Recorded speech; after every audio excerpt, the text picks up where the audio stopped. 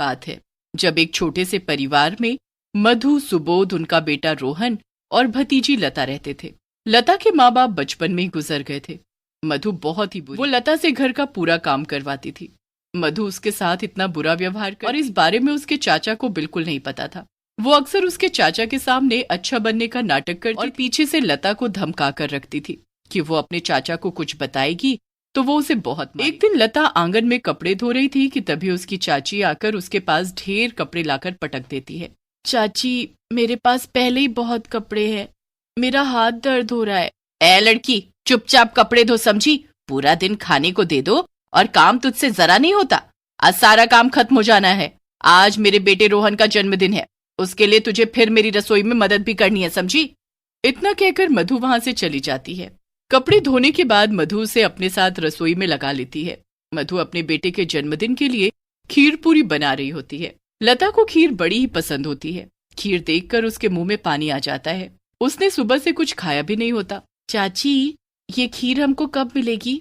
ओह हो, नवाब लड़की, आज मेरे बेटे का जन्मदिन है, समझी? ये उसके लिए बनाई है। तू कहाँ अपनी मनहूस नजर इस खीर पर डाल रही है? हाँ, मुझे बहुत भूख लग रही है चाची, मैंने सुबह से कुछ भी नहीं खाया। चल दफा हो यहाँ से। लता बेचारी वहां से चली जाती है। रात को सब मिलकर रोहन का जन्मदिन मनाते हैं। उसके बाद सब खीर पूरी मजे से खाते हैं। अरे लता कहाँ गई? उसे भी तो बुलाओ। अरे उसने इतना ज्यादा खा लिया कि अब वो आराम से सो रही है। दूर से सब देख और सुन रही होती है। चाची कितना झूठ बोलती है, आज तो मुझे खाना ही नहीं मिला। सबके सोने के बाद जब उसकी चाची बची हुई खीर रख रही हो तो लता भूख से तड़पती हुई उसके पास आती। बहुत भूख लग रही है चाची, प्लीज मुझे खीर दे दो। ओह हो, चल भाग यहाँ से। मधु लता को वहां से भगा दे। बेचारी लता भूखी ही सो जाती है। वो पूरी रात भूख से तड़पती रहती है। अब अगले दिन मधु खीर के अंदर छिपकली पड़ी हुई देखती है। हे भगवान, ये छिपकली कहाँ से आकर गिर गई इसमें? ये जरूर उस मनहूस की नजर लगी होगी, तभी ऐसा हुआ। कल से खीर लगा रखा था, कितने काजू बादाम डाले थे मैंने इसमें। वो खीर का कटोरा उठाकर उसे फेंकने लगती है कि एकदम रुक जाती है। अरे, फेंकने से अच्छा ये खीर मैं उस लता की बच्ची को ना दे दूं, खीर खाकर खुश हो जाएगी और फिर कुछ दिन मेरा मन लगाकर काम करे। यही सोचकर वो खीर का कटोरा ले जाकर लता को दे देती है। ए लड़की, कल से खीर मचा रखा था ना, चल ले, ये खा ले। क्या मैं? ये खीर मेरे लिए है? हाँ हाँ, तेरे लिए है। मैं कोई बुरी नहीं हूँ जो तूने मुझे बना रखा है। चल अब ये खा और काम पर लग जा। ठीक है चाची। लता खीर का कटोरा लेकर उसे खाने में लग जाती है। 2 दिन से भूखी लता को पता ही नहीं चलता कि वो खीर जहरीली है। बेचारी इतनी खुशी से खीर खा रही होती है कि जैसे जन्मों बाद उसे उसकी पसंद की चीज मिली हो। जरा सी देर में वो सारी खीर चट कर जाती। चाची ने मुझे कितनी सारी खीर दी, वो तो बहुत अच्छी। खीर खाने के बाद लता आंगन में झाड़ू लगाने चली जाती है। झाड़ू लगाते लगाते लता को अजीब सा होने लगता है।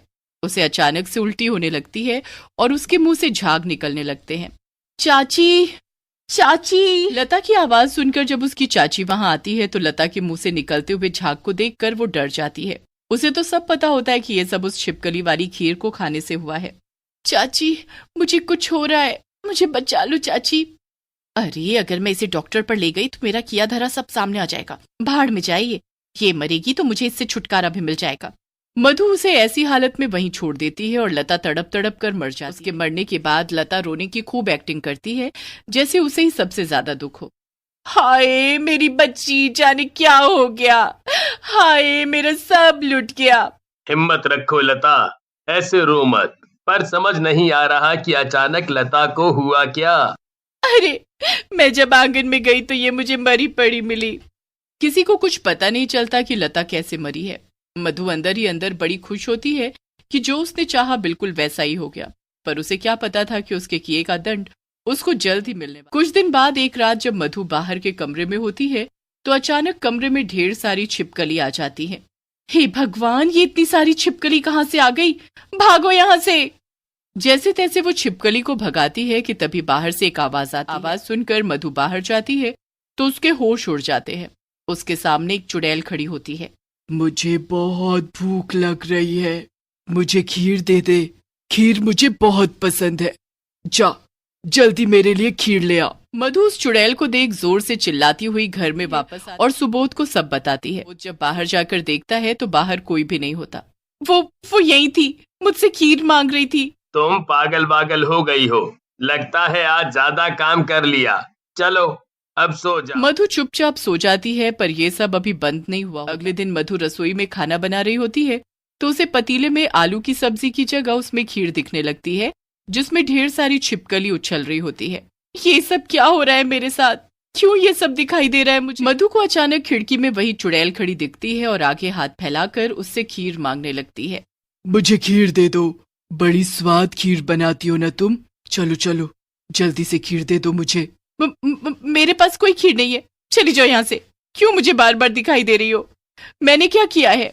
मैं तो बस खीर मांगने आई हूँ, बहुत भूख लग रही है मुझे। तुम मुझे थोड़ी खीर दे दोगी तो मैं चली जाऊंगी।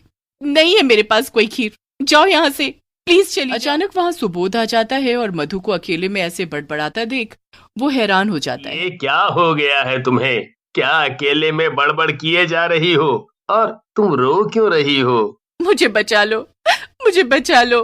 अरे पर किससे बचा लूं? वो चुड़ैल, वो फिर से आई थी। कौन चुड़ैल? कहाँ है चुड़ैल? आई थी अभी, वो खीर मांगने वाली चुड़ैल। वो बार बार मेरे पास आती है और मुझसे खीर मांगती है। मधु से बार बार वो चुड़ैल खीर मांगने आती है। उसकी हालत दिन पर दिन खराब होने लगती है। सुबोध को अब मधु की हालत देख चिंता होने लगी। वो लता की माँ को फोन करके सारी बात बताते हैं और वो अगले ही दिन एक बाबा को लेकर उनके घर आ जाती है। बेटी क्या हुआ तुझे? देखो तो क्या हालत बना ली है अपनी। माँ कोई मेरी बात नहीं मानता, पर मैं सच बोल रही हूँ। वो खीर मांगने वाली चुड़ैल मुझे बार बार दिखती है। हाँ बेटी, मुझे दामाद जी ने बताया था, इसलिए देखो मैं ये बाबा को अपने साथ लेकर आई हूँ। ये अभी सब ठीक कर देंगे। बाबा चारों तरफ ध्यान से देखते हैं और उन्हें कुछ एहसास होता है। क्या इस घर में किसी की अनचाही मौत हुई है? हाँ बाबा, मेरी भतीजी लता की। पर अनचाही मौत मतलब? हाँ, मतलब कि वो अपनी मौत नहीं मरी। ये आप क्या बोल रहे हो बाबा? अभी सब पता चल जाएगा। ये सुनकर मधु घबरा जाती है और कांपने लगती है। तो वो चुड़ैल बार बार तुम्हें दिखती है? क्या कहती है वो तुमसे? खीर मांगती है बाबा।